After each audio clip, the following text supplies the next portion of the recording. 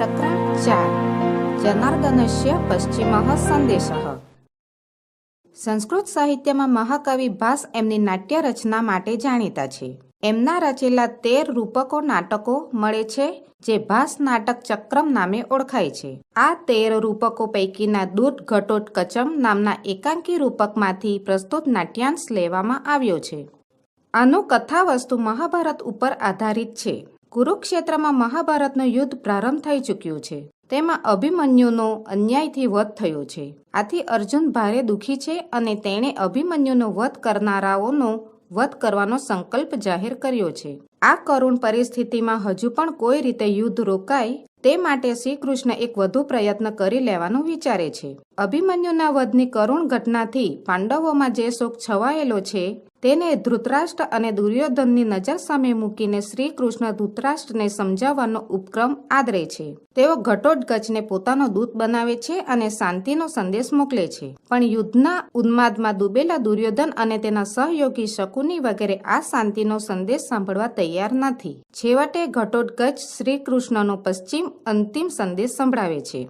દૂત તરીકે ગયેલા ઘટોત્કચના દુર્યોધન અને શકુની સાથેના રોચક સંવાદો અહીં નાટ્યરસને જન્માવે છે। ભાસે રાક્ષસીના પુત્ર એવા ઘટોત્કચના પાત્રનો ઉપયોગ કરીને પ્રેક્ષકોના માનસ પટલ ઉપર દુર્યોધનની રાક્ષસી વૃત્તિને સ્થાપવાનો સફળ પ્રયત્ન કર્યો છે।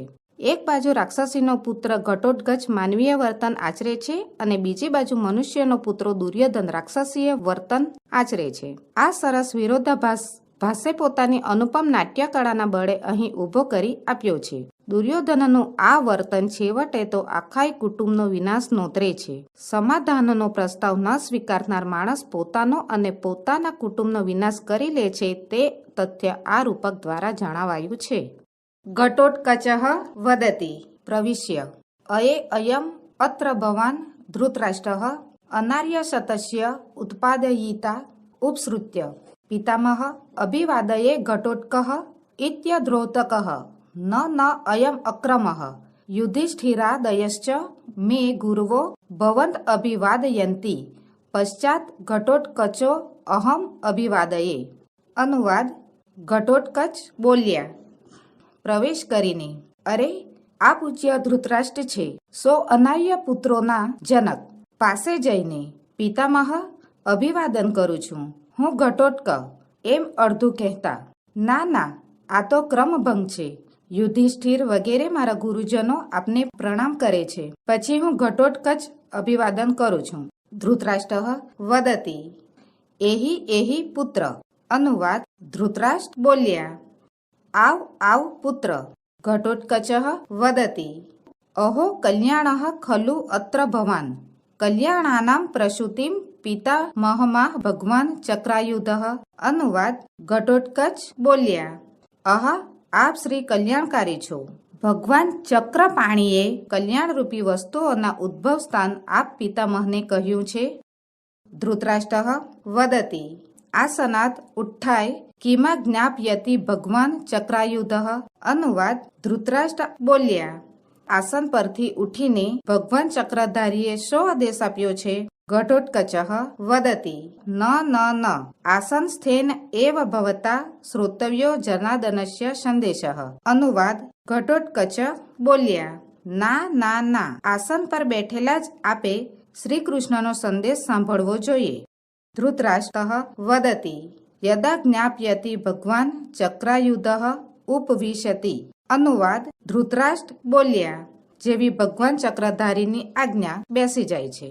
ઘટોત્કચ વદતિ પિતામહ શ્રૂયતામ હા વત્સ અભિમન્યો હા વત્સ કુરુ કુલ પ્રદીપ હા વત્સ યદુ કુલ પ્રવાલ તવ જનની માતુલમ મામપી પરિત્યજ્ય પિતામહમ દૃષ્ટમાશયા સ્વર્ગમ અભિગતઃ અસી। પિતામહ એક પુત્ર વિનાશાત અર્જુનસ્ય તાવત ઇદર્ષિ ખલુ અવસ્થા કા પુનઃભવતો ભવિષ્યતિ તતઃ ક્ષિપ્રમ ઇદાનીમ આત્મબલાદાનમ કુરુષ્વ યથા તે પુત્ર શોકેન સમુત્થિતઃ અગ્નિઃ દહેત પ્રાણમયમ હિવરીતિ।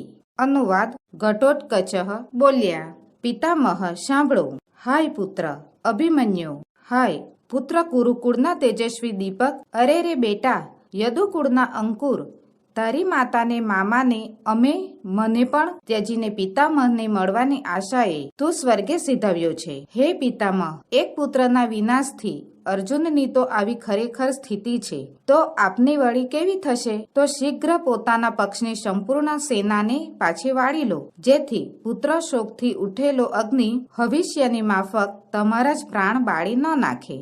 શકુનિઃ વદતિ યદિ સ્યાદ્વાક્ય માત્રેણ નિર્જિતેયં વસુંધરા વાક્યે વાક્યે યદિ ભવેત સર્વક્ષત્ર વધઃ કૃતઃ.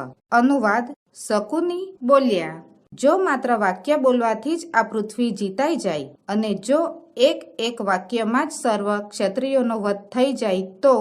ઘટોત્કચઃ વદતિ શકુનિરેષ વ્યાહરતિ ભો શકુનિ અક્ષાન વિમુચ્ય ભવ બાણ યોગ્યઃ.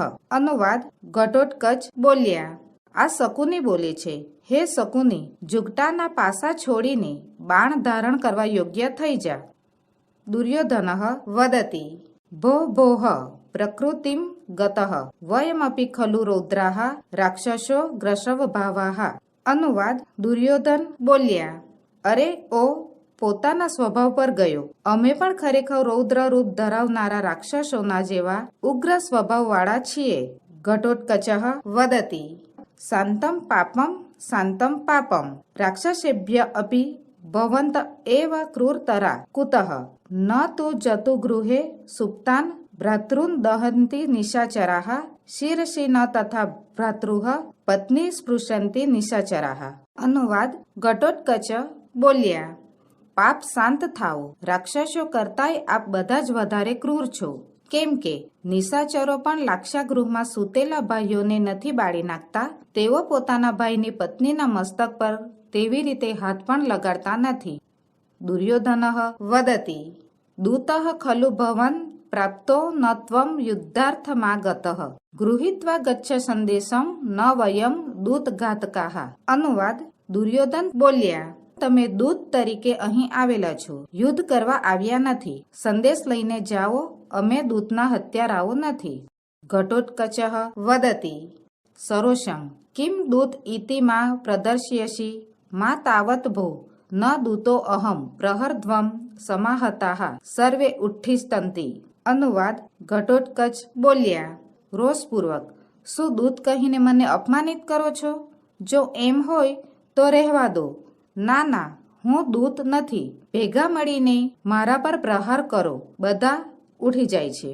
ધૃતરાષ્ટ્ર વદતિ પૌત્ર ઘટોત્કચ મર્ષ્યતુ ભવાન મદવચનાવગંતા ભવ. અનુવાદ: ધૃતરાષ્ટ્ર બોલ્યા, પૌત્ર ઘટોત્કચ, તમે ક્ષમા કરો, મારા વચનોને સમજનારા બનો. ઘટોત્કચઃ વદતિ ભવતુ ભવતુ પિતામહસ્ય વચનાત દૂતો અહમ અસ્મિ ભો ભો રાજનઃ શ્રૂયતામ જનાર્દનસ્ય પશ્ચિમઃ સંદેશઃ. ધર્મ સમાચાર કુરુ સ્વજન વ્યપેક્ષા યત્કાંક્ષિત મનસી સર્વમિહાનુતિષ્ઠ જાત્યોપદેશ એવ પાંડવરૂપધારી સૂર્યાશુભિઃ સમમ ઉપેષ્યતિ કૃતાંત. અનુવાદ: ઘટોત્કચ બોલ્યા, ભલે ભલે, પિતામહના કહેવાથી હું દૂત છું. અરે ઓ રાજાઓ, શ્રી કૃષ્ણનો અંતિમ સંદેશ સાંભળો. ધર્મનું આચરણ કરો, પોતાના બાંધવોની ચિંતા કરો, જે કાંઈ તમારી હાર્દિક ઈચ્છા હોય તે બધું અહીં કરી લો, કેમ કે હિતકારી ઉપદેશની માફક પાંડવ રૂપમાં યમરાજ સૂર્યના કિરણોની સાથે તમારી પાસે આવશે.